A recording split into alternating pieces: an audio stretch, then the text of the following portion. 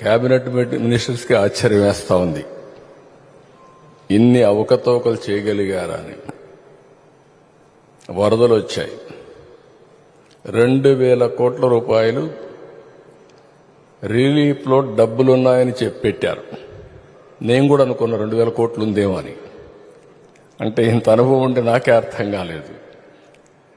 చూస్తే 7,000 కోట్ల రూపాయలు 6,000 సంవత్సరంలో ఖర్చు పెట్టేసి, ఖర్చు పెట్టిన డబ్బులకు అకౌంట్ చూపించలేకపోయారు. అంటే అక్కడ డబ్బులు లేదు, ఎక్కడా డబ్బులు లేదు, అది వేరే విషయం.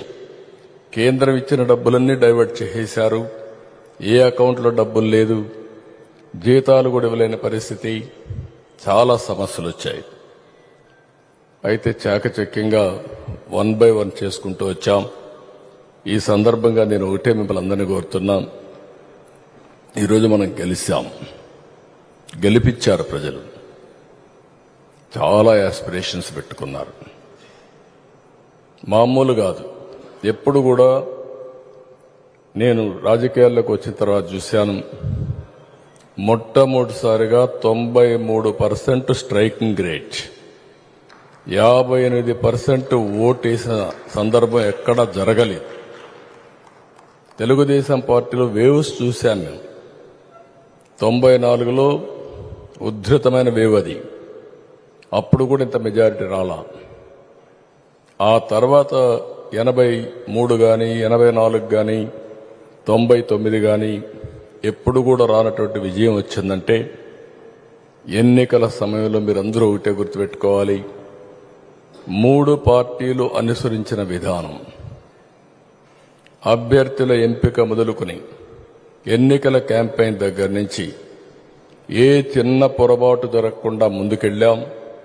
గెలిపే ధ్యేయంగా పనిచేశాం. అందుకే ఇంత గెలుపు వచ్చింది. అయితే ఈరోజు మిమ్మల్ని కోరేది నేను ఒకటే, పనులు చేయడం ఎంత ముఖ్యమో ఇక్కడుండే మనందరి ప్రవర్తన కూడా అంతే ముఖ్యం.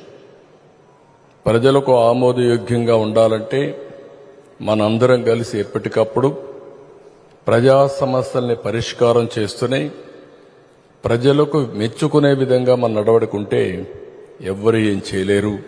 ఆ విషయం మీరు గుర్తుపెట్టుకోవాల్సిన అవసరం అందరం కూడా. 3 పార్టీలు, విభిన్న ఆలోచనలు, కానీ ఒకే ధ్యేయం, అదే రాష్ట్ర అభివృద్ధి కోసం మనం కలిశాం.